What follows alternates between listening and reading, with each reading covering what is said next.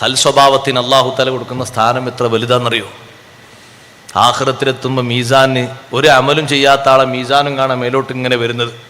അപ്പം എന്താ സംഗതി എന്ന് ചോദിച്ചു നോക്കുമ്പോൾ അവരെ സൽസ്വഭാവം കൊണ്ട് മീസാന് കട്ടി കൂടിയതാണ്. നാളെ ആഖിറത്തിൽ മീസാനിൽ തുലാസിൽ കനം തൂങ്ങുന്ന ഒരു അമലാണ് അൽ ഖുലുഖുൽ ഹസൻ, നല്ല സ്വഭാവം. ഹുസ്നുൽ ഖുലുഖ്, ഹുസ്നുൽ ഖുലുഖുള്ള ആളുകൾക്കാണ് അല്ലാഹു തആല പട്ടുവസ്ത്രം കൊടുത്തത്. നല്ല സ്വഭാവമാണ്, നല്ല പെരുമാറ്റം. ആരോടും, പുറത്തുള്ള നാട്ടുകാരോട് മാത്രമല്ല, അകത്തുള്ള ആൾക്കാരോടും. അകത്തുള്ള ആൾക്കാരെന്ന് പറഞ്ഞാൽ മനസ്സിലായോ? ഭാര്യ മക്കളും ഭാര്യമാരോടും മക്കളോടും ഓരോടൊക്കെ നല്ല പെരുമാറ്റം. പുറത്താള് നല്ല ഡീസൻ്റ് ആണ്, അകത്തെത്തിയ ആളാകെ പുലിയാണ്. അത് പറ്റൂല. അതല്ല, പുറത്താള് സൈലന്റ് ആണ്, എല്ലാരും പറയും സൈലന്റ് ആണ് ആള്, പക്ഷെ അകത്തെത്തി നോക്കുമ്പോൾ ആള് ചീറ്റപ്പുലിയാണ്. അവിടെ എത്തിയാൽ തന്നെ അപ്പുറത്തുള്ളവർ ആ പുരയിൽ ആള് വന്നിട്ടുണ്ടെന്ന് മനസ്സിലാവുന്നുണ്ട്. അങ്ങനെ ആകാൻ പാടില്ല. ആവശ്യത്തിനൊക്കെ ശബ്ദിക്കണം, ആവശ്യത്തിനൊക്കെ ഒച്ചടണം. എപ്പോഴും ഒച്ചപ്പാടായാലും എങ്ങനെ? ഒച്ചപ്പാട് മാത്രമേ ഉണ്ടാകുള്ളൂ. എന്തെങ്കിലും ചെറിയ കാര്യങ്ങളൊക്കെ വരുമ്പോൾ ചിലപ്പോൾ ഒരു ഉറക്കൊക്കെ പറയലൊക്കെ ഉണ്ടാകും, ശകാര്യങ്ങളൊക്കെ ഉണ്ടാകും. അതോടെ തീരും.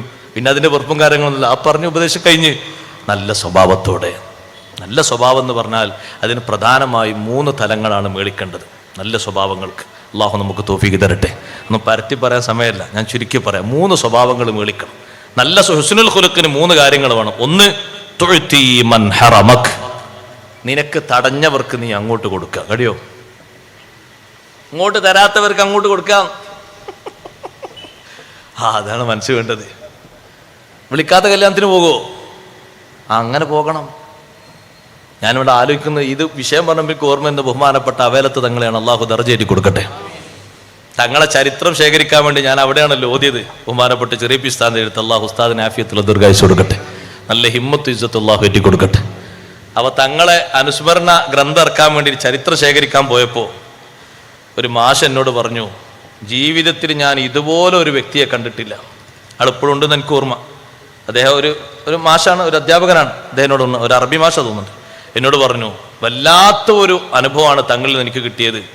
ഞാനൊരിക്കൽ തങ്ങളെ വീട്ടിൽ ചെന്ന് ഇടയ്ക്കിടയ്ക്കിങ്ങനെ സംസാരിക്കണ കൂട്ടത്തിൽ ഞാൻ ഒരു രാഷ്ട്രീയത്തിലൊരു പക്ഷത്താണ്, തങ്ങൾ വേറൊരു പക്ഷത്താണ്. അങ്ങനെ ഉണ്ടാവും, സ്വാഭാവികമല്ലേ. അപ്പം എന്നെ ഒന്ന് ചൂടാക്കാൻ വേണ്ടി തങ്ങളൊന്നിങ്ങനെ ചെറിയൊരു ഡോസ് ഇങ്ങനെ എനിക്ക് തന്നു. എൻ്റെ രാഷ്ട്രീയത്തെ പറ്റി തങ്ങളൊന്നിങ്ങനെ ചൂടാക്കിയതാ എന്നെ, ഒരു തമാശക്ക്. അപ്പൊ എനിക്ക് നല്ലോണം ചൂടായി. തങ്ങൾ കാര്യത്തിലല്ല, തങ്ങൾ തമാശയിലാണ്. പക്ഷെ എനിക്ക് നല്ലോണം ചൂടായി. ഞാൻ ഇങ്ങോട്ട് പോന്നു. പിന്നെ കല്യാണം വന്നപ്പോൾ ഈ ചൂടിലാണ് ഞാനുള്ളത്.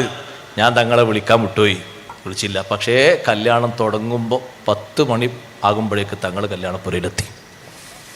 ഞാനങ്ങ് കരഞ്ഞുപോയി. നീ വിളിച്ചിട്ടില്ലെങ്കിലും ഞാൻ വരുന്നു തങ്ങളും. കണ്ടങ്ങൾ, അതൊരു സ്നേഹമാണ്.